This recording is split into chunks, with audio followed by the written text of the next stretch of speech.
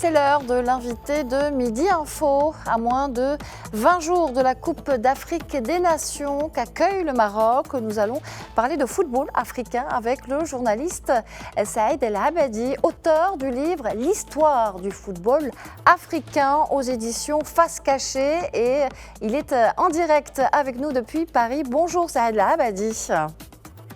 Bonjour Nadia, bonjour à tous. Alors, on va commencer par... Comment qualifiez-vous aujourd'hui la place du football africain dans le monde ?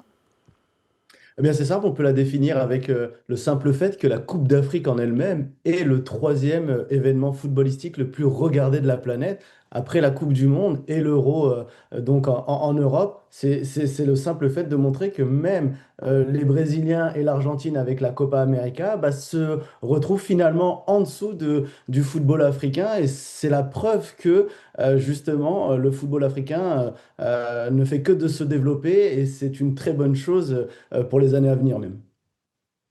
Est-ce que l'on peut dire, Saïd El Abadi, que la Coupe du Monde 2022 et l'épopée des Marocains, des Lions de l'Atlas, est devenue le modèle pour tout un continent aujourd'hui ? Oui, complètement, parce que c'est vrai que par le passé, on avait tendance à parler d'exploits lorsque une sélection arrivait à franchir soit la phase de poule, soit les huitièmes de finale, ou atteignait voire les quarts de finale. Et maintenant, avec cette demi-finale, on a brisé une sorte de plafond de verre, et c'est un exemple qu'a montré le Maroc avec cette demi-finale. Et justement, à l'époque, on se souvient des propos de Regragui, de Walid Regragui, de la sélection, etc., des joueurs qui disaient, on l'a fait pour le Maroc, évidemment, mais on l'a aussi fait pour l'Afrique, et pour montrer que dorénavant, on ne parle plus d'exploit, mais que ça devrait être naturel d'atteindre les demi-finales, d'aller en finale si possible et de remporter une Coupe du Monde. Donc il ne faut plus parler d'exploit, c'est vrai. Maintenant, il faut vraiment se dire que lorsqu'on va en Coupe du Monde, évidemment, on parle des grandes écuries, pas forcément des petites qui viendront découvrir une Coupe du Monde, mais les grosses écuries africaines, lorsqu'elles doivent aller en Coupe du Monde, elles doivent penser à aller au moins en demi-finale ou au moins en finale, et si ce n'est aller gagner la Coupe du Monde. La barre est désormais placée très haut.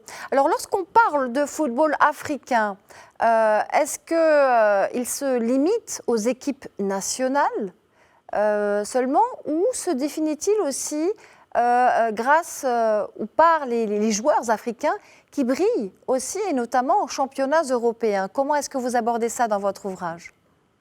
Alors justement, ce qui est intéressant, c'est que les sélections ont permis de peut-être mettre un peu plus l'accent sur le côté, la double face, entre guillemets, c'est-à-dire qu'on a des joueurs locaux, évidemment, qui jouent dans les championnats nationaux en Afrique, qui disputent les Ligues des champions africaines, on pense notamment aux clubs marocains, aux clubs égyptiens, aux clubs sud-africains, mais on se rend compte qu'il y a énormément, de plus en plus de joueurs africains qui sont nés en Afrique et qui évoluent en Europe et dans les plus grands championnats nationaux européens. Et ça, c'est aussi la preuve que justement, il n'y a plus que les sélections qui brillent, mais il y a aussi les joueurs. Et il y a également les clubs, par l'intermédiaire notamment de la Coupe du Monde des clubs qui a eu lieu l'été dernier aux États-Unis. Alors oui, les performances n'ont pas été grandioses de la part notamment de l'Espérance Tunis ou du Wydad Casablanca, mais la simple présence dans ce type de compétition, c'est la preuve que le football africain se développe. Donc il y a l'aspect sélection nationale, évidemment, les clubs également africains qui se renforcent, qui se développent de plus en plus en arrivant à attirer les meilleurs joueurs qui ont notamment évolué en Europe. On peut prendre l'exemple du Wydad Casablanca qui a recruté récemment Hakim Ziyech ou l'an passé Nordin Amrabat. Donc c'est la preuve qu'ils sont capables d'attirer ces bons joueurs. Et ces mêmes joueurs qui sont nés en Europe, qui sont nés en Afrique, pardon, arrivent à aller jouer et être recrutés parmi les plus grands joueurs et les plus grands clubs de la planète. Donc c'est la preuve que le football africain marche dans toute sa splendeur, à savoir au niveau des équipes et au niveau des joueurs. Alors, je vais vous poser une double question maintenant et vous demander de revenir à la genèse, au début du football africain. Comment tout a débuté ?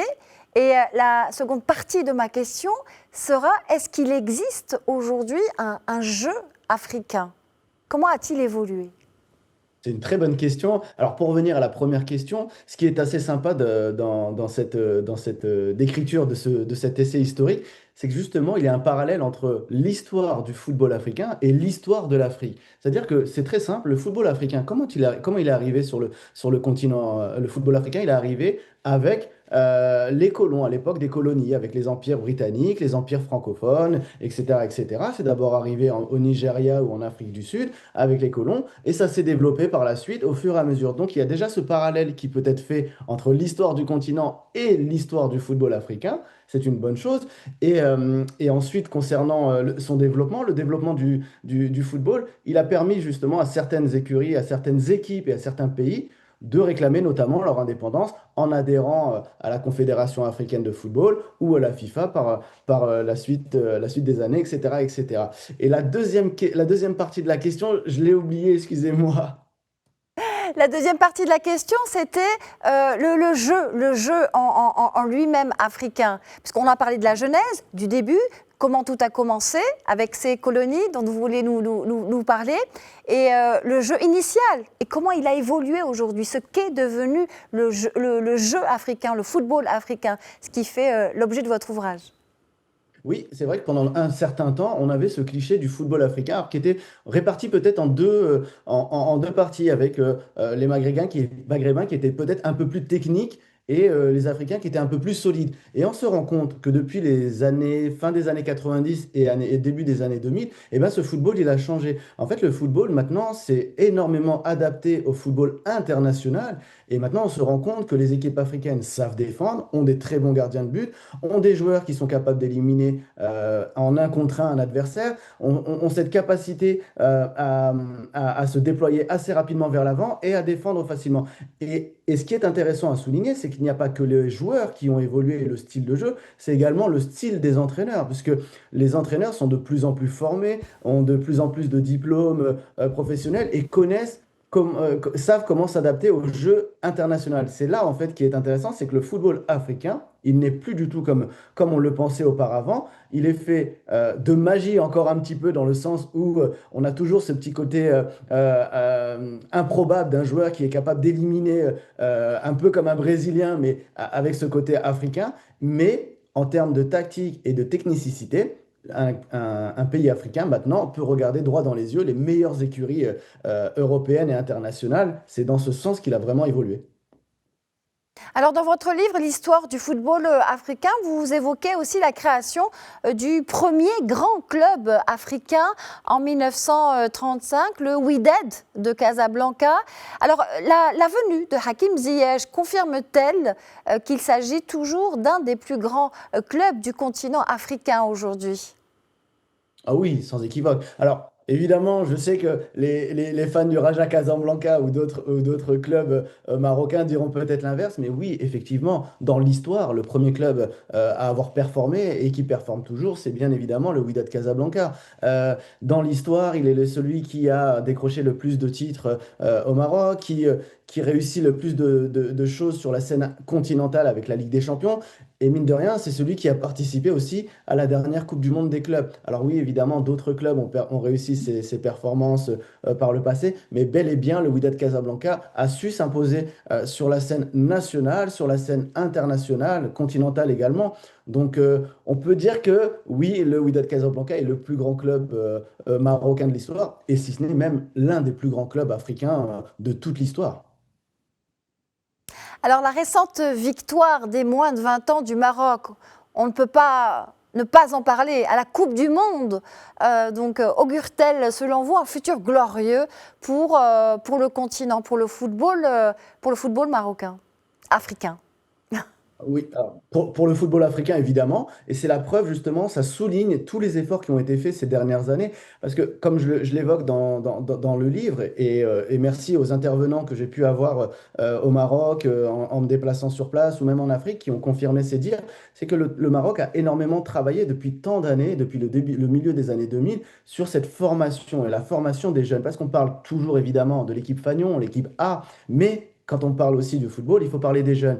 Et que ce soit avec les filles ou que ce soit avec les garçons, il y a énormément de travail qui sont faits. On parle de l'Académie Mohamed VI, évidemment, mais il y a d'autres académies et de centres de formation qui sont faits. Il y a une recherche de recrutement, d'encadrement des jeunes qui est faite. Et cette Coupe du Monde U20 qui a été remportée par les hommes de Mohamed Wabi, eh bien, en fait, elle est tout simplement le résultat de tout ce qui a été fait. Et ce qui est très bien avec cette victoire U20, c'est qu'elle a montré que le football marocain avait un avenir et qu'il ne travaillait pas seulement qu'avec la sélection A. Ensuite, concernant le football africain, eh bien, justement, depuis quelques années, on a justement d'autres formations qui décident de mettre l'accent un peu plus sur les jeunes. Le Mali l'a fait depuis quelques temps, le Sénégal le fait également. Il faut juste que ça continue à perdurer. Et je pense que le Maroc, justement, sera la locomotive pour le futur, l'est déjà, en quelque sorte, parce que avec ces preuves, ces résultats, c'est la preuve justement que le Maroc donne des bonnes idées et montre la voie, la bonne voie pour que le continent suive à merveille cette route tracée et pour qu'il y ait d'autres titres qui reviennent par la suite dans les prochaines années, que ce soit chez les U17, les U20 et évidemment, on l'espère, avec les A dans un futur proche. On va continuer de parler d'avenir du ballon rond avec le Maroc, qui est co-organisateur avec l'Espagne et le Portugal du Mondial 2030. Alors là encore, est-ce que c'est la démonstration que l'Afrique, à travers le Maroc, joue aussi un rôle de plus en plus actif dans le football mondial du coup? Oui, totalement. Et totalement. Alors, on a eu cette première Coupe du Monde en 2010, à l'époque, en Afrique du Sud, et on se disait que c'était voilà, une seule tentative et qu'on n'aurait plus du tout de Coupe du Monde. On avait trouvé que c'était un peu laissé à l'abandon, notamment les stades en Afrique du Sud. Mais le Maroc a toujours voulu et toujours eu cette ambition d'organiser la Coupe du Monde. Ça a mis du temps, il y a eu énormément de refus. Je me souviens qu'on avait pu l'évoquer lors de l'officialisation de cette Coupe du Monde 2030 avec vous et c'était un vrai plaisir et c'était vraiment une joie. Et justement, c'est la preuve, ça souligne que tous les efforts qui ont été faits, non pas seulement sur le plan sportif, parce que oui, cette Coupe du Monde 2022, elle a appuyé encore un peu plus cette idée que le Maroc était une terre de football, mais justement derrière, avec les infrastructures incroyables, on va citer évidemment les deux stades de Rabat et celui de Tanger, mais en termes d'infrastructures, ça fait quelques années déjà que le Maroc n'est plus l'égal de personnes sur le continent africain.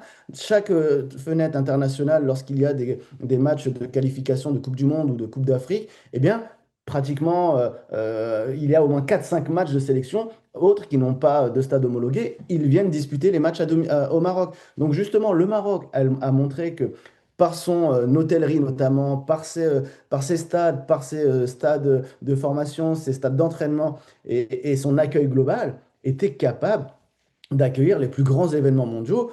Et je pense que cette Coupe du Monde 2030 ne sera une première grande compétition sur le sol marocain. Alors oui, il y a cette Coupe d'Afrique des Nations qui arrive dans quelques jours, mais je ne serais pas étonné qu'il y ait ensuite une Coupe du Monde féminine qui revienne, une autre Coupe du Monde, et pourquoi pas des Jeux Olympiques, parce qu'avec le grand stade de Ben Slimane qui aura 115 000 places, tout sera possible. Eh bien, merci infiniment, Saad El Habadi, d'avoir répondu à nos questions. C'était un plaisir. Je rappelle que vous êtes journaliste sportif, mais aussi et surtout auteur du livre L'histoire du football africain aux éditions Face Cachée. Merci à vous. Merci Nadia, merci à tous.